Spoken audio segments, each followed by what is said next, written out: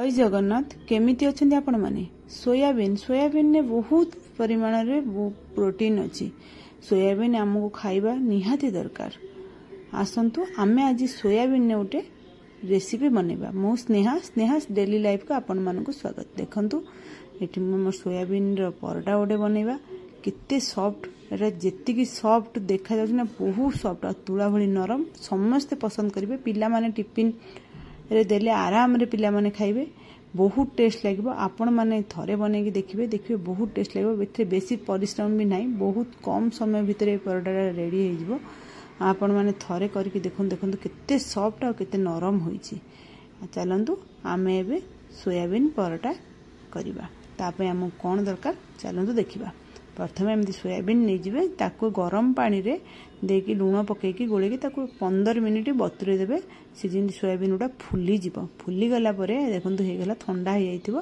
ठंडा हला परे आमे ताको चिपुड़ी की बेसी चिपुड़ीबानी आमे चिपुड़ी देबे। चिपुड़ी देकी ग्राइंडर रे ताको ग्राइंडिंग कर देबे। माने उल्टा दर बुले दे कि पानी हरिया किछि देबेनी खाली सेमती ग्राइंडिंग कर देबे।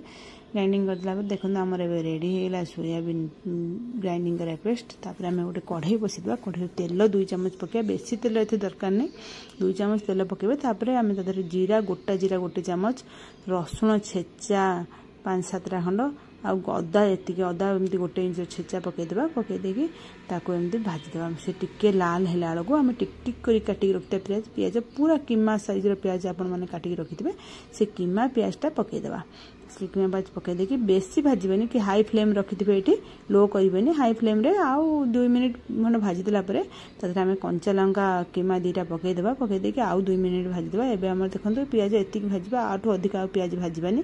काई बेसी भाजिले पियाज पोड़ी गले हम परोटा रे हम परोटा करबा ना। परोटा रे टेस्ट लागबनी। हेते बेसी भाजबनी। एतिक गुला हम सब ग्राइंडिंग कर रखितले जो सोयाबीन को ताको आमे गंगरे पके देबा। पके देके हाई फ्लेम करके गोलेकी भाजता। टिके पानी मरी गला परे आमे ना पाव भाजी मसला 2 चम्मच, हळदी गुंड आधा चम्मच, लूण आपण स्वाद अनुसार पकेबे। तापरे धनिया गुंड 1 चम्मच, जीरा गुंड 1 चम्मच, लंका गुंड 1 चम्मच पके देके ताको भला भाबरे गोले दे। भला भाबरे भाजी देबे। आउ 5 मिनिट ता भला भाबरे भाजिबे। आ पाव भाजी मसलाटा आपण बिल्कुल स्किप करबेनी। पकेकी देखिबे बहुत टेस्ट लागियो। जदि भी आपण माने पाखरे पाव भाजी मसला नाही ताले आपण माने चिकन मसला एडी यूज कर परबे। तापरे हम एठी गरम मसला पके देबा। पके दे ता गोले देबा। आपण पाखरे धनिया पत्र थिले आपण माने एठी धनिया पत्र पके देबे। मो पाखरे धनिया पत्र नथले बोली पके नै। एबे हम मसला रेडी हो गेला। आको ठंडा करियो छाड़ देबा। तापरे हमें कोन करबे ना अट्टा नबा। बिल्कुल मैदा रे करबेनी। हम परोटा करछे नॉर्मल अट्टा रे ही करबा। अट्टा नै जो 2 कप तादर लूण देखिकी आपण पके देबे। तापरे पानी देकी जिमिति हमर अट्टा चकुडंती सेही भली भाबर सेतिकी बेसी ना बेसी मोटा करबेनी कि पूरा पतला ना। जेमिति हमर अट्टा पई जिमि सॉफ्ट अट्टा चकड़ा हुए सेम तो सॉफ्ट करी भल करी चकड़ी देबे। देखन अट्टा चकड़ा पर हम हे गेला। आमे कोन करना एबे ताकू रुटी गोटे बड़ गुड़ा नबा। जेमिति परोटा टिके बड़ गुड़ा नबा रुटी ठारू से बड़ टिके बड़ गुड़ा नै ताको एमति रुटी भला बेली दबा।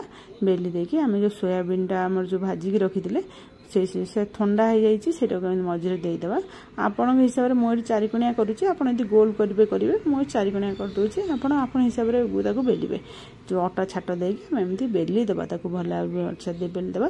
बेली देकी एबे हमर हे देखन सोयाबीन परोटा एबे हे जबो। एबे हम तो सेकिबा। एबे तेल देकी हे गेला बेली देल। तापर तावा आठी हम गरम कर देइथबा। तावा रे हम नेकी पके देबा। पके देकी ताको बेसी हाई करबेनी। मोटी हाई करथल टिके लागी गला। बेसी मीडियम फ्लेम रे रखिके ताको एमती लेउटी भले की 2 साइड भले सेकी देला परे हम तबे तेल पके देबा। देखंतु केंदी फुल्लुची। देखंतु केंदी एमती फुली आपण माने करके थरे देखंतु ए भला फुली पूरा हेबो। आ बहुत सॉफ्ट हेबो। बहुत सॉफ्ट माने रुटी ठार भी आउरी सॉफ्ट बहुत सॉफ्ट हेबो। हेतमे आपण माने थरे करंतु। देखंतु तापरे म आ गोटे भी परोटा सेकी देली। ताको भी देखंतु केंदी फुल्लुची। देखंतु खाली बढ़िया टेस्ट जेमती देखिबा को सेमती सब बढ़िया लगे। आपण थरे करके ट्राई करंतु। पिला मानक टिफिन देबा पूरा इजी। बहुत शीघ्र मसला रेडी कर रखिथिले गोटे 5 मिनिट रे परोटा रेडी। तापर आम एम तेल पकई सेकी देवा। 2 टांगा परोटा आमर ए रेडी हो गलानी। आम ए तापर मुझे जी अटा आम चकुड़े ना से 10टा परोटा हम मुझे गोटे गोटे परोटा करदेवी। आपण मानक देखे दूसरी हेल्ली आपण मानक करके देखे दूसरी 2टा परोटा। एवं परोटा 2 टांगा हो गलानी। तापर आम कौन करवा ना आपको परोटा को बाहर करदे। एति जदि आपण मानक मोर ये रेसिपी भल लगिला मो चैनल को लाइक शेयर सब्सक्राइब निश्चय करेंगे। आ कमेंट माध्यम रे जणाइबे। तापर आम परोटा को ए चलते आधे आम ये परोटार आम टमाटो सॉस हो कि ग्रीन चटनी हो कि खाली दही आपण हिसाब से आपण मैंने खाइबे कि कौन से आचार हो आम सबुथ खाई परिबा खाली भी परोटा खाई परिबा बहुत टेस्ट लगे। एठी मु ग्रीन चटनी देइची आ टमाटो केचप देइची आपण मानक हिसाब से आपण किछि नहले भी खाली आचार लगे खाई परिबे न दही लगे खाई परिबे। तापर ए देखंतु परोटाटा देखंतु मु केमि खोलिकी देखुची केते सुंदर भाव में परोटाटा देखो परस्त परस्त छाड़ुची आ भितर मसला गुड़ा देखो चारिआड पूरा लगे एटा खाइबा सतरे बहुत टेस्ट लगे।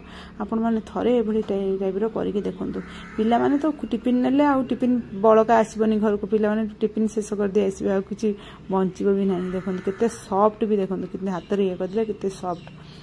तापर सोयाबीन टा देह पे बहुत भल ए प्रचुर परिमाण प्रोटीन अच्छे आ खास कर लेडीज मान बहुत भल हिमोग्लोबिन भी बढ़े डायबिटीज लोक भी भल। आपण मैंने थरे ये कर दिंतु भल निश्चय लगे। काली आपण मन आ गोटे नुआ रेसिपी नहीं आसी। रोची जय।